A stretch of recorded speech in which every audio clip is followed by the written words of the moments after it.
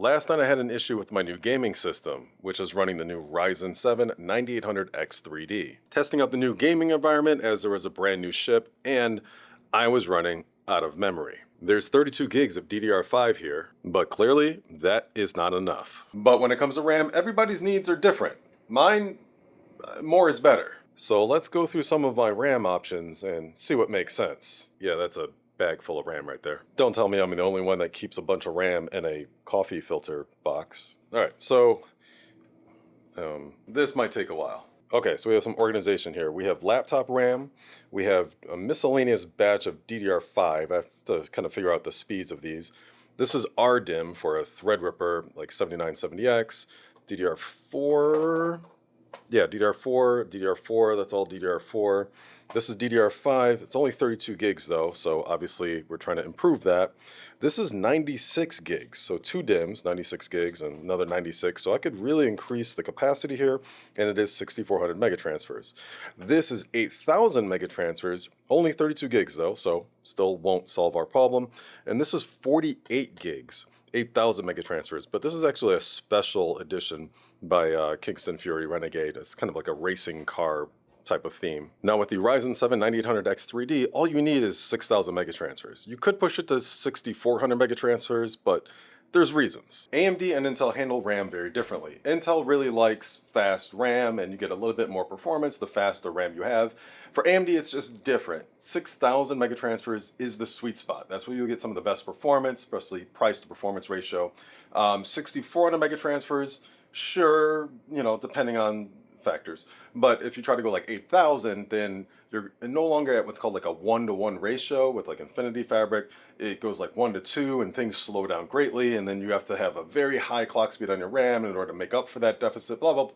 Just go 6000 megatransfers, maybe 6400. But since I've been using this system for a lot of video editing and of course gaming in Star Citizen, I think we're gonna try this first. 96 gigs and try to hit 6000 or 6400 megatransfers. And then we'll save these faster speeds for another Intel build that I'm going to be doing soon. This system right here actually has the 285K by Intel, and they're going to be coming up with a software update soon, like a month or so, so it should greatly enhance the performance in gaming and productivity. And I'm looking forward to that because we need competition. We just can't have AMD taking the crown and nobody even thinking of another manufacturer.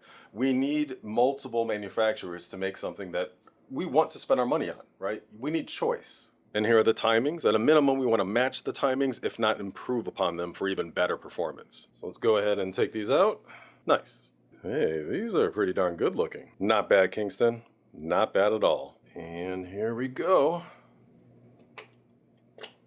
96 gigs of Kingston Fury DDR5 RAM at 6400 megatransfers for the Ryzen 7 9800X 3D. Let's flip the switch. Power on.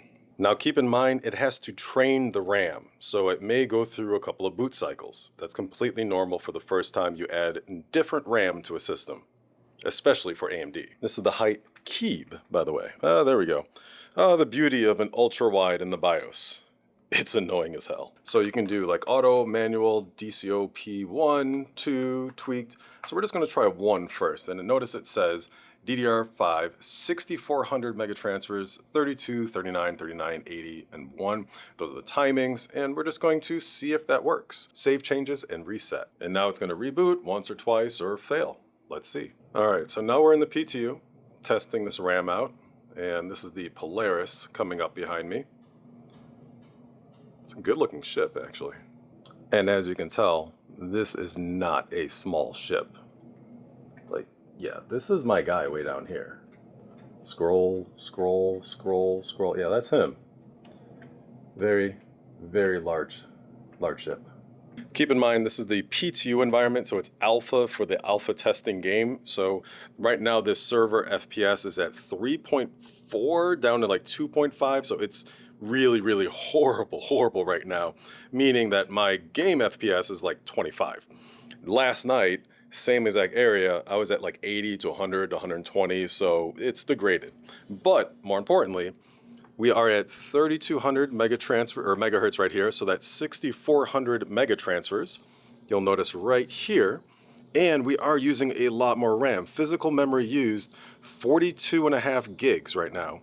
So almost 43 gigs max. So 32 gigs was not enough for how I actually use this system. So notice here that the timings are a bit looser. Now, that's not a bad thing because the RAM is faster, but I do want to go in the BIOS and adjust these timings to see if we can actually match what we had before. In the end, the nice thing to see is the page file usage. We're not going to run out of memory anymore. Therefore, that's going to be 0%. Now, manually tuning RAM can actually give you some of the best performance upgrades for your PC just by finding the right combination of your cast latency and a few other things. It's a whole thing, but that will be in a whole separate video. It takes a lot of time and patience. So if you like what you saw here, hit the subscribe button, the like button, the follow button, the share button, all the buttons, and I will see you in the next one. Peace out.